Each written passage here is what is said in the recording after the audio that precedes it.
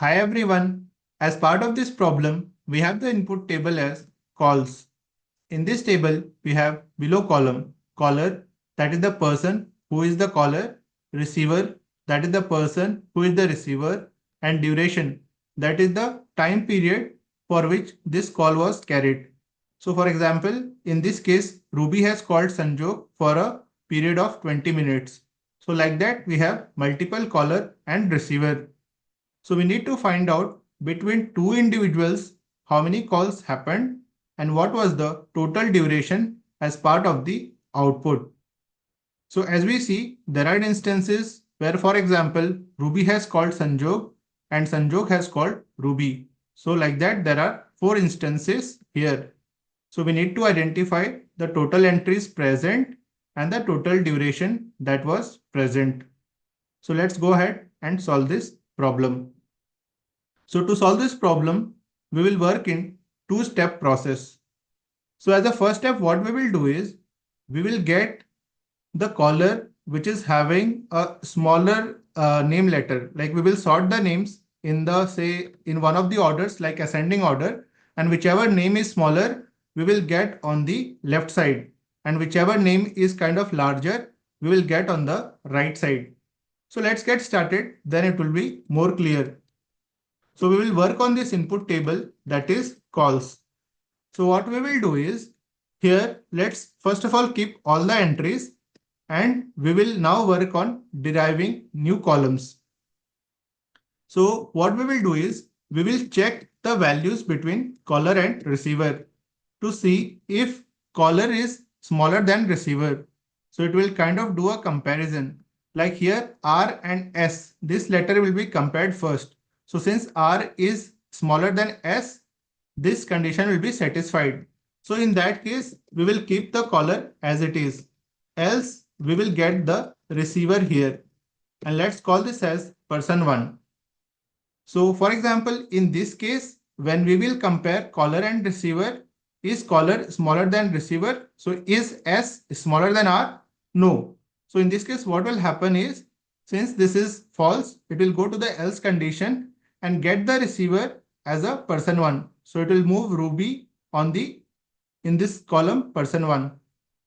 Okay, so this way we will do a swapping here and get the smaller value whichever is present in the person 1, and likewise get create a person 2, and whichever is larger get that value in this person 2 column. So in case here receiver is greater than caller, so receiver will come here, otherwise the caller will come here. So let's add the caller here. So this way we will generate the two derived columns. Let's run and see the output. So as we see here, we have derived two columns, that is person 1 and person 2. Person 1 will always hold the smaller value out of the two columns, caller or receiver. Whichever will be smaller will go in the person 1. Whichever one is the larger among the two will go on the person 2 side. So as we see for Ruby Sanjog, it will remain as it is. But for Sanjog Ruby, it will be swapped because Sanjog is larger. Like S is larger than R. So in that comparison, it will go on the other side. So this way we have created person 1 and person 2. So now what we will do is we will focus only on these two columns along with the duration. So let's run and see the output. So we have kept only the derived columns along with the duration column.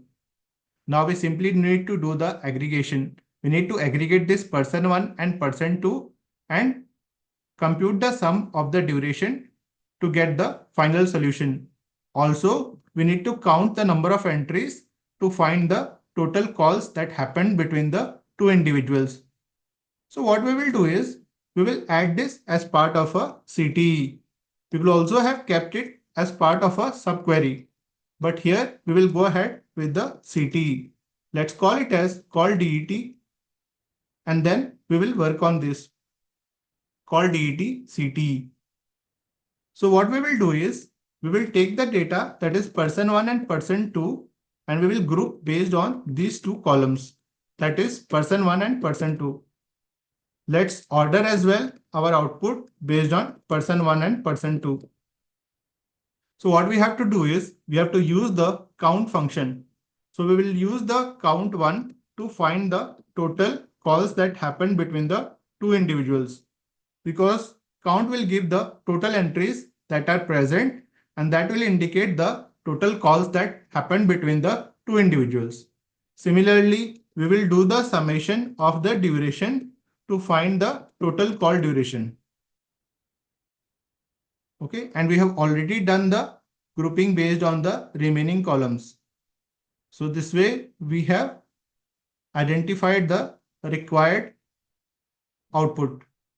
Okay, so we have identified between two individuals how many calls happened and what was the total call duration. So this way we have solved the problem.